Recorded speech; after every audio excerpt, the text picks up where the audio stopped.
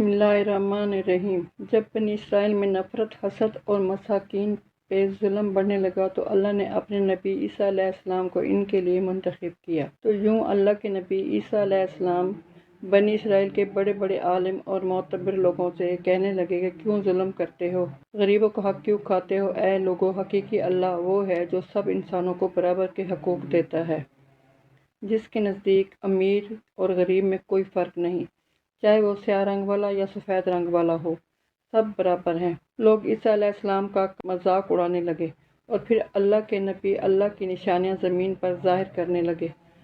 आपको मसीह इसलिए कहा जाता है क्योंकि मसीह का मतलब कसरत से ज़मीन पर सियाहत करने वाला या हाथ फेरने वाला, क्योंकि अल्लाह ने आपके हाथ में शिफा रखी थी। आप अलैहिस्सलाम नाबीना की आंखों पर हाथ फेरते तो वो देखना शुरू कर देता था। कोढ़ के मरीज़ जिससे पूरी दुनिया नफरत करती थी, आपके मुबारक हाथ जब किसी कोढ़ के मरीज़ पर लगते थे तो अल्लाह के करम से वो सेहतयाब हो जाता था। आप मिट्टी के परिंदे बनाकर जब फ़ज़ा में फेंकते थे तो वो मिट्टी के परिंदे जिंदा होकर उड़ना शुरू हो जाते थे, और जब भी आप किसी मुर्दे के ऊपर हाथ फेरते थे तो वो अल्लाह के फजलो करम से जिंदा होकर बोलने लगता था। बनी इसराइल के लोगों ने जब ये मुआजिज़ात देखे तो दिन बे दिन आपकी बातें सुनने लगे, आपको अल्लाह का नबी तस्लीम करने लगे। बस यही डर इस वक्त के जालिम बादशाहों को और आलमों को खाने लगा कि कहीं हमारी हुकूमत ख़त्म ना हो जाए, लोग ईसा अलैहिस्सलाम को अल्लाह का नबी समझकर अपना बादशाह न बना लें। तो बस बनी इसराइल के बादशाह अल्लाह के नबी हज़रत ईसा अलैहिस्सलाम को शहीद करने की साजिशें करने लगे। हज़रत ईसा अलैहिस्सलाम पूरी कौम से मुखातिब होकर फरमाने लगे, ऐ लोगो, अल्लाह से डरो, मैं अल्लाह की तरफ से आया हूँ ताकि तुम आपस में मोहब्बत, अमन और प्यार से ज़िंदगी बसर करो।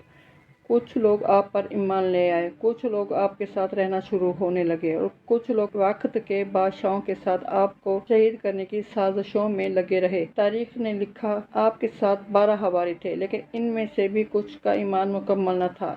इस बात का फायदा उठाते हुए बनी इसराइल के आलिम और बादशाहों ने इन हवारियों को खरीदना चाहा। इनमें से एक जिसका नाम यहूद था, उसने वक्त के बादशाह के आगे खुद को बेच दिया और ये कहा कि मैं तुम्हें बताऊंगा कि ईसा अलैहिस्सलाम कहाँ हैं, और यूं यहूदा इन लोगों के लिए जासूसी करने लगा।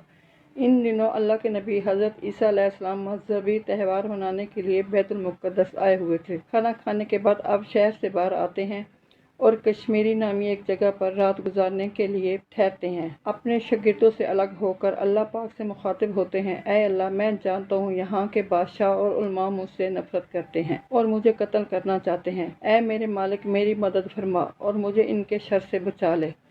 बस इतने में जिब्राइल अलैहिस्सलाम अल्लाह के हुक्म के साथ नाजिल होते हैं और फरमाते हैं, ऐ मरियम के बेटे, अल्लाह फरमाता है कि आज रात तुझे सरजमीन से आसमानों की तरफ उठाएगा, तेरा रब तुझे इन लोगों के शर से बचाएगा, और वो लोग जिन्होंने तेरी तालीमात को तस्लीम किया है, अल्लाह उन्हें मुशरिक और काफिर लोगों पर फजीलत बख्शेगा, और क़यामत के दिन अल्लाह इस इख्तलाफात का फैसला करेगा कि ऐ रूह अल्लाह, तेरी बुलंदी का वक्त आ पहुंचा है। बस अल्लाह ने एक अजीब मौजज़ा दिखाया, यहूदा का हुलिया हज़रत ईसा अलैहिस्सलाम जैसा हो गया और ईसा अलैहिस्सलाम को अल्लाह ने आसमानों की तरफ बुलंद कर दिया। बस जैसे ही गिरफ्तार करने के बादशाह के लोग वहां आए तो इस जासूस यहूदा को गिरफ्तार कर दिया, क्योंकि अल्लाह ने इसकी शक्ल और सूरत ईसा अलैहिस्सलाम जैसे बना दी थी, और यूं अल्लाह ने बनी इसराइल के सख्त दिलों पर मोहर लगा दी और वो फख्र से ये कहने लगे कि हमने मरियम के बेटे और अल्लाह के नबी ईसा अलैहिस्सलाम को कत्ल कर दिया, नौज़ बिल्लाह। उन्होंने ये समझा कि हमने ईसा अलैहिस्सलाम को सूली पर चढ़ा दिया,